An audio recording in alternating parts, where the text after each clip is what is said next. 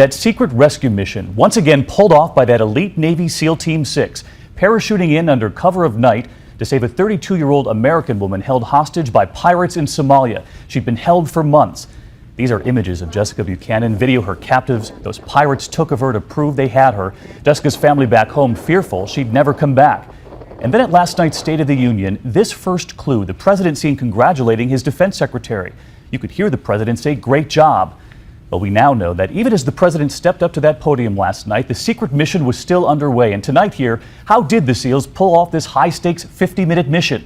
Why go in last night? The situation's so dire they had to get to her. And we take you inside the training that prepares these Navy SEALs for unthinkable rescues like this one. ABC's Martha Raddatz starts us off tonight. It was heart-pounding, one of the toughest kinds of missions. Not only was SEAL Team 6 facing enemy pirates, they had to get the hostages out alive. At about 1:40 in the morning Somalia time, 5:40 p.m. in Washington, the SEAL team huddled in dead darkness in the back of a C-130 as it approached the target, a remote encampment in northern Somalia. One by one, the SEALs hurled themselves out of the plane at high altitude, parachuting silently to within a few miles of the hideout. Within minutes after sneaking into the encampment, the SEALs were facing a barrage of gunfire.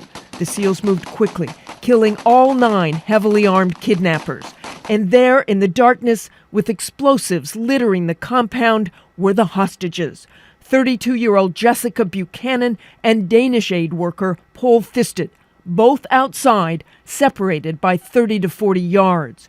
At approximately 2:30 a.m. local time, 6:30 p.m. in Washington, the hostages were moved on board Black Hawk helicopters. A few minutes later, at 6:45 p.m. in the White House, the president was preparing for his State of the Union address when he was told the hostages were in U.S. hands and headed for Djibouti. By 8:45 last night, as he walked into the Capitol, the hostages had still not arrived in Djibouti, but cameras caught this moment. President Obama congratulating Secretary of Defense Leon Panetta. Leon, good job tonight. Good job tonight. Buchanan had been a dedicated aid worker focusing on demining. She suffers from an undisclosed medical condition that after 3 months in captivity was deemed life-threatening, triggering the mission. Back in Washington at 10:32 p.m., with the hostages confirmed safe, the president called Jessica's father to tell him his daughter was free. Jessica's family received the good news as well. Just such an answer to all the prayers. I can never tell them how thankful I really am for what they do and for what they did. The family hopes to reunite with Jessica in the next day or two after final medical evaluations, but she is said to be doing well, David, considering all that she has been through.